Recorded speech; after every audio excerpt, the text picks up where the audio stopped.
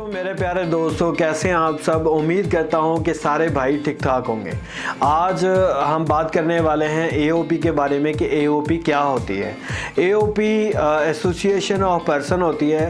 ये एक तरह की कंपनी ही होती है, लेकिन वो SECP से रजिस्टर्ड नहीं होती, वो डायरेक्टली FBR से रजिस्टर्ड होती है। तो FBR जो है मैन इदारा है जिसके नीचे SRB, PRB और SECP जैसे इदारे आते हैं, तो उसमें रजिस्टर डायरेक्टली होती है एओपी। अभी मतलब पहले तो मैनुअली होता था, लेकिन अभी ऑनलाइन भी आप इसको रजिस्टर्ड कर सकते हैं। रजिस्ट्रेशन के लिए हम बाद में बात करेंगे, लेकिन कुछ सवालों पे नज़र पहले डालेंगे हम, जैसे कि एओपी क्या होती है और एओपी कैसे रजिस्टर्ड होती है और एओपी और कंपनी में क्या फ़र्क होता है। इन चीज़ों को डिस्कशन का हिस्सा बनाएंगे और लास्ट में आपको बताएंगे कि इसकी फ़ीस कितनी होती है और इसको जो है इसकी रजिस्ट्रेशन फ़ीस या दूसरी कंसल्टिंग फ़ीस कितनी होती है। ये सारी चीज़ें आपको बताएंगे और इसके बारे में जो भी डाउट्स हैं वो हम क्लियर करते हैं। इससे पहले हम चलते हैं अपने चैनल के इंट्रो की तरफ।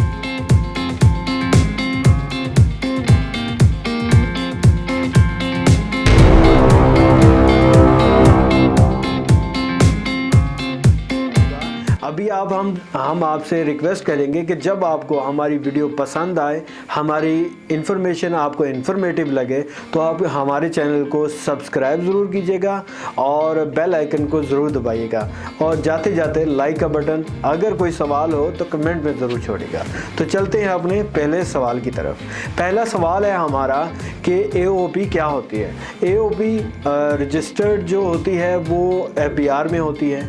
एओपी यानी एसोसिएशन ऑफ पर्सन, दो या दो से ज़्यादा पर्सन जो हैं वो मिल के एक एओपी तश्कील दे सकते हैं। तो उसमें उनकी पार्टनरशिप होती है, किसी की ज़्यादा किसी की कम भी हो सकती है और दो से ज़्यादा 20, 25, 30 लोग भी हो सकते हैं, लेकिन एक बंदा उसको लीड करेगा, बाकी के लोग उसके एज ए मेंबर रहेंगे।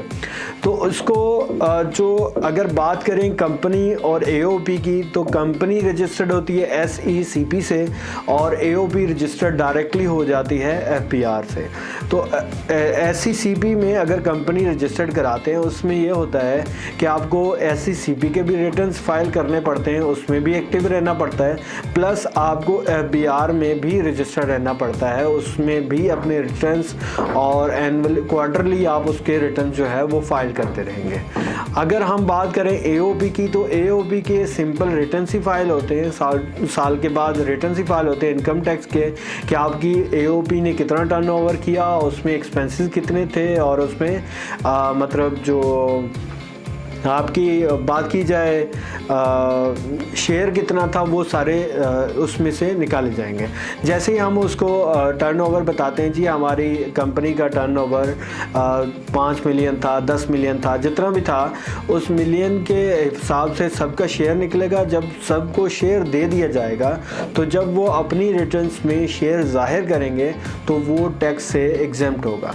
तो इसके बाद अगर हम प्रोसीजर की बात करें, तो प्रोसीजर के लिए हमें FBR में एक बंदे की जो ID होती है उससे लॉगिन होके उसमें जाके प्रोसीजर करना पड़ता है, फॉर्म फिल करना पड़ता है, नाम सजेस्ट करना पड़ता है। उसमें जो डॉक्यूमेंट रिक्वायर्ड होते हैं वो यूटिलिटी बिल, गैस का हो चाहे इलेक्ट्रिक का, तो वो हमें लगाना होता है और प्लस हमें आपका लेटर हेड चाहिए होता है जो कि खाली हो।